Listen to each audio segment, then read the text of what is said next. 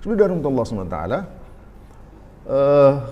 kalau kita bicara tentang pemikiran Barat, ketiga hal tadi itu sebenarnya tidak bisa dilepaskan dari sejarah apa yang terjadi di Barat. Yang dari sejarah itulah kita menjadi mengerti mengapa Barat itu seperti yang kita lihat sekarang ini.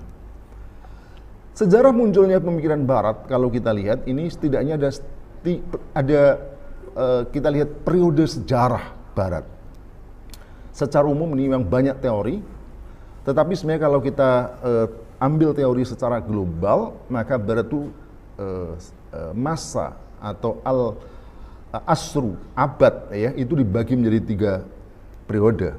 Yang pertama era masa kuno, kemudian era atau abad pertengahan, dan yang ketiga adalah era atau abad modern. Kalau kita lihat. Nah, sebenarnya yang menjadi topik pada kesempatan ini adalah pemikiran Barat di era modern ini. Tetapi sekali lagi, untuk mengetahui apa yang terjadi sekarang, sebenarnya tidak bisa dilepaskan apa yang terjadi pada Barat pada masa abad pertengahan. Ya. Di masa era pertengahan, ya, abad pertengahan, Asrul Wasit dalam bahasa Arabnya, itu kalau kita lihat yang paling dominan dalam sejarah tersebut adalah kekuasaan dan dominasi gereja hampir di semua sektor kehidupan. Gereja bukan hanya berkuasa dalam soal ibadah, bukan hanya berkuasa di gereja, tetapi gereja juga ikut menguasai kehidupan. Ia berkolaborasi dengan raja. Bahkan raja di Eropa itu baru absah, baru legal ketika mereka mendapatkan pengesahan dari raja. Bahkan bukan hanya dalam politik dan kekuasaan, tetapi juga sampai dalam berbagai sektor kehidupan. Dalam buku ini disebutkan ada penjelasan dari tulis buku sejarah orang Barat sendiri. Orang-orang Barat itu sampai mereka tidak berani mengubah satu kesepakatan sebelum mereka mendapatkan izin dari gereja. Mereka tidak berani menggunakan alat pertanian sebelum mendapatkan izin dari gereja. Itu menunjukkan betapa bahwa gereja memiliki dominasi yang luar biasa. Tetapi masalahnya adalah ketika dominasi gereja yang begitu kuat di Barat itu bukan mengakibatkan kebaikan, justru mengakibatkan berbagai macam kerusakan, dan tidak jarang justru terjadi penindasan. Penindasan apa? Yakni raja ketika membuat berbagai macam keputusan, termasuk mereka memungut pajak yang tinggi kepada rakyatnya, mereka didukung oleh gereja. Jadi gereja justru menjadi legitimasi atas berbagai macam kedoliman raja. Dan inilah yang kemudian membuat reaksi di kalangan rakyat, terutama di kalangan para pemikir cendekiawan untuk menentang dominasi gereja. Penentangan pun dilakukan, dan dalam buku ini juga dijelaskan bahwa gereja tidak tinggal diam. Banyak mereka yang menentang gereja, menentang doktrin gereja, dihukum. Ada yang dikremasi, ada yang dipotong lidahnya, ada yang digantung, ada yang dibunuh, dan seterusnya. Tetapi menariknya, para cendekiawan dan pemikir Barat ini mereka tidak berhenti. Mereka terus melakukan berbagai macam penelitian, yang penelitian itu menunjukkan kesalahan-kesalahan doktrin gereja.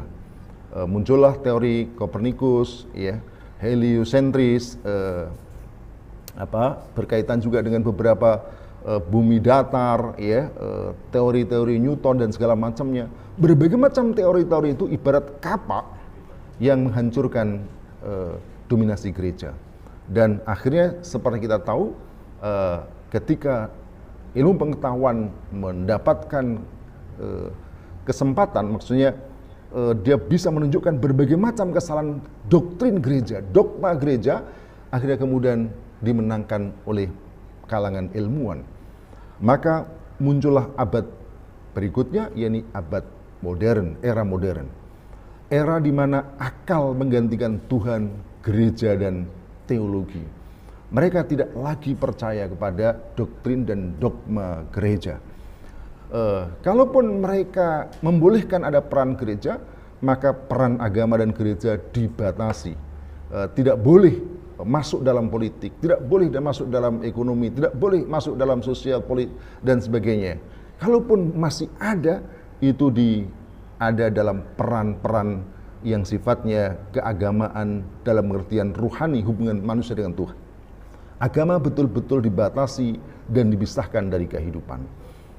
Oleh karena inilah yang disebut sebagai sekularisme, fasluddin anil hayah, memisahkan agama dari kehidupan. Sehingga kalau kita bicara tentang Barat saat ini, ya, maka kita akan mendapati inilah sebenarnya yang menjadi dasar kehidupan mereka. Fasluddin anil hayah, memisahkan agama dari kehidupan. Ya, agama boleh hidup, tetapi agama tak boleh mengatur kehidupan. Inilah Barat. Nah, oleh karena itu ketika kehidupan tidak lagi diatur dengan agama, pertanyaan, dengan apa manusia menata ekonominya? Dengan apa manusia menata politiknya? Dengan apa manusia menata pergaulan pria wanita? Dengan apa manusia menata kehidupan mereka? Ya, karena mereka telah membebaskan diri dari agama, maka semua itu diatur oleh akal mereka. Nah, inilah kalau kita lihat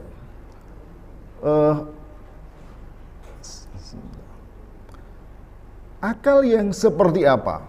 Nah, ini kita harus tahu pemikiran Barat tersebut, sehingga dari situ kita akan mengetahui juga nanti berbagai macam hasil yang dihasilkan oleh pemikiran Barat ini. Hal yang dominan, ya. Jadi ketika bicara bahwa tidak boleh agama itu mengatur kehidupan mereka, lalu kemudian diserahkan kepada manusia. Nah, ketika diserahkan kepada manusia itu apa? Tentu manusia punya perangkat namanya akal.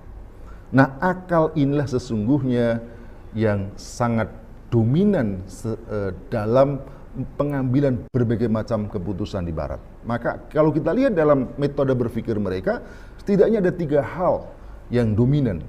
Yang pertama adalah akal dan rasionalisme. Mereka hanya mau menerima sesuatu dikatakan baik, sesuatu dikatakan buruk, sesuatu dikatakan terpuji, itu manakala bersesuaian dengan akal mereka. Dalam hal ini setidaknya ada 3 perkara. Yang pertama adalah perkara yang mereka sebut prinsipal, ini prinsip, ya, semacam kebebasan, keadilan, kesetaraan, belas kasih, integritas, kesetiakawanan, disiplin, segala macamnya. Itulah menurut mereka perkara-perkara prinsip. Ya. Kemudian ada yang mereka sebut sebagai value, nilai. Ya, di sana ada benar, salah, terpuji, tercela, dan seterusnya. Dan ada yang ketiga ada norm atau norma. Ya. Norma itulah seperangkat peraturan yang sudah berkembang di tengah masyarakat. Sebenarnya kalau kita lihat dari ketiganya itu, ya, pada akhirnya ketika diserahkan kepada manusia, akal manusia untuk menilai tentu saja satu, ya, akal hanya bisa ketika manusia sudah terbebaskan dari agama, ya, tidak perlu mengabdi kepada Tuhan dalam berbagai ragam kehidupan, maka pada akhirnya ukuran-ukuran baik buruk, ya, benar salah, terpuji tercela itu pada akhirnya adalah didasarkan kepada manfaat, keuntungan, ya. Asas manfaat inilah yang menjadi dominan dalam pemikiran Barat. Maka ketika mereka bicara katakanlah misalnya kedisiplinan, sekalipun itu nilai yang diajarkan, prinsip yang mereka ajarkan, atau kejujuran, termasuk katakanlah itu sesuatu yang mereka ajarkan juga, tetapi seseorang tentu tidak akan bisa dengan mudah melakukannya tanpa ada dorongan yang sangat kuat. Dorongan itu tentu saja hanya akan kuat ketika orang memiliki agama. Ketika orang hanya didasarkan kepada kemanfaatan, maka dia akan melakukan apa yang dianggap manfaat.